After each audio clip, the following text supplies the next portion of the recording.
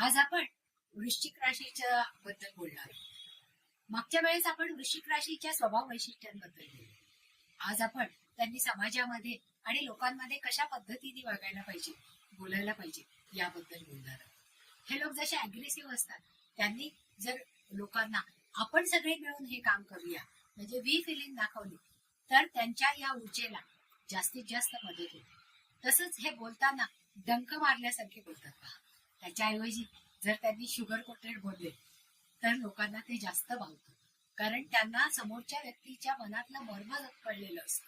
मग जर आपला विचार त्यांच्यापर्यंत पोहोचवायचा तर त्याच भाषेत जर त्यांनी पोहोचवला तर तो जास्त चांगल्या पद्धतीने पोहोचतो.